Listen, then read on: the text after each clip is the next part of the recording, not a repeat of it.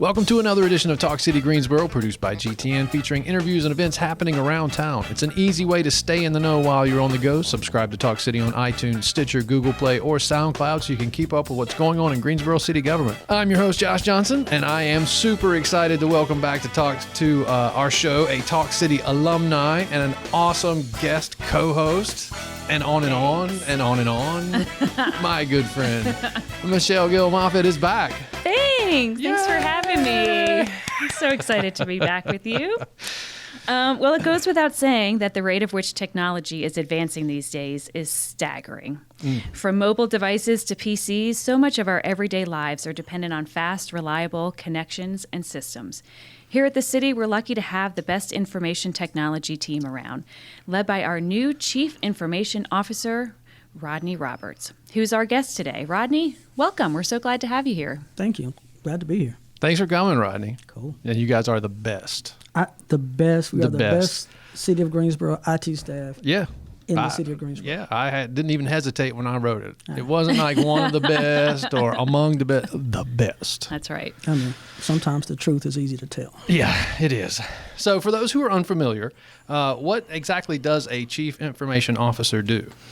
Well, since we started off talking about the best, one of the things that I do is I literally work with the best team of technologists in the field. I'm not saying that just because I have to go talk to them when you're done. Right. Just in general, technology now is a huge field. You can almost write your paycheck. Really? And this staff that work in IT, they do it for more than just what they get at the end of every 2 weeks. There's a great deal of public service that a lot of us take a whole lot of pride in. So I do work and manage the best field, the best team of technologists in our field. Yeah.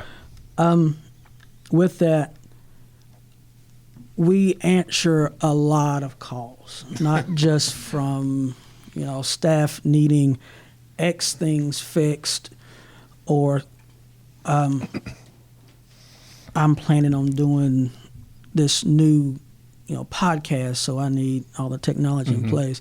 We also answer those calls that from the mayor's office that says, my thing is broken right now. By the way, I'm in the middle of a press conference with the governor. Right. Fix this, please. So one of the really interesting things is being able to decipher those requests and put the right people in the right place at the right time. Mm-hmm. Yeah. So, I will have to speak from experience now. Over the we had an interesting situation over the pandemic. So our meetings became Zoom became a huge part of our meetings. So it's not often that you get to say this is a really good thing that came from a really bad time, but we got to work very closely with Rodney and several of the other folks that are over there, and it was fantastic. I mean, we could not have navigated adding Zoom meetings to a live television production without their help. So you guys are awesome. You guys are awesome. I call you guys at least once a week. Call us more. Oh, I'm sure. I'm sure they'd love to hear from me. Oh, man. Yeah. That's awesome. Well, what are some of the changes you have seen over the year regarding the connectivity here in Greensboro? Well, connectivity in general is changing, not just in Greensboro, but throughout our field. When people typically think of connectivity, they think of how does this user connect to the internet from their PC. Well, that's almost a foregone conclusion. Now we're talking about how is this thing connecting to the internet, whether it's a stoplight, whether it's the heat and air system, what keeps us cool, warm, parking spaces, vehicles.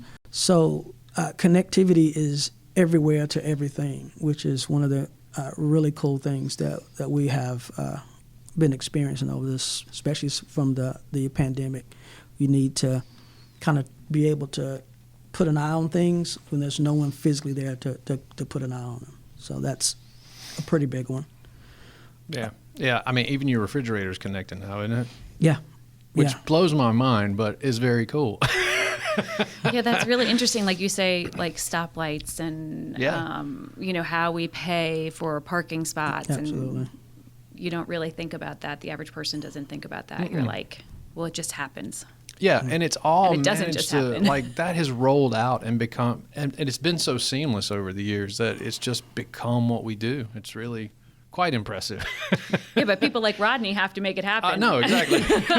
And that's So we appreciate that. No problem. I think that's a misnomer. Yes, IT has a part to play in it, but the really interesting thing is that the departments that are in charge of those services, water, transportation, police, they've been given the opportunity to pick up that IT mantle and run with it. So that's been really interesting that we kind of take a step back from being that IT pushing change to being the IT that supports change and supports what the whole community is trying to do. Nice.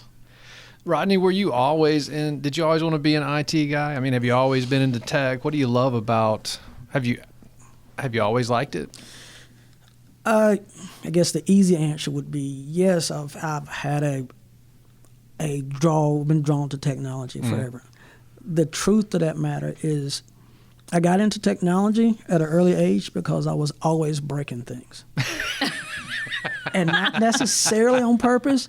So when you have the reputation of breaking mom's this, your aunt's this, my dad's that. I realized that I like putting things back together. Right. So when I got into technology, I'm doing air quotes, but we're over. Yeah. No one can see that. I was interested in how things got put back together. Right. So back in high school, I went into vocational trades. I think they still have vocationals now.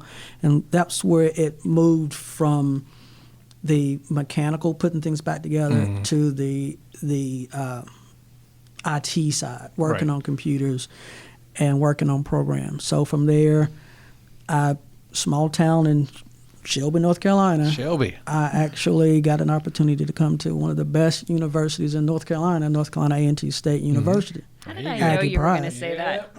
I looked down to make sure I didn't have any of my A&T stuff on. I tend to wear that a lot, but my experience there was amazing.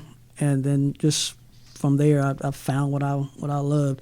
And on top of the technology side, once you break things a lot, you learn how to fix things. You take you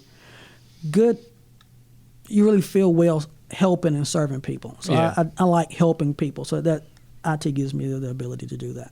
Wonderful. Do you remember what your first computer was? It was a Tandy.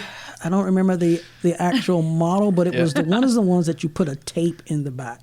Oh, wow, and man, you put a physical tape in the back and it connected to a TV. It wasn't a monitor. It wasn't no such thing as a mouse.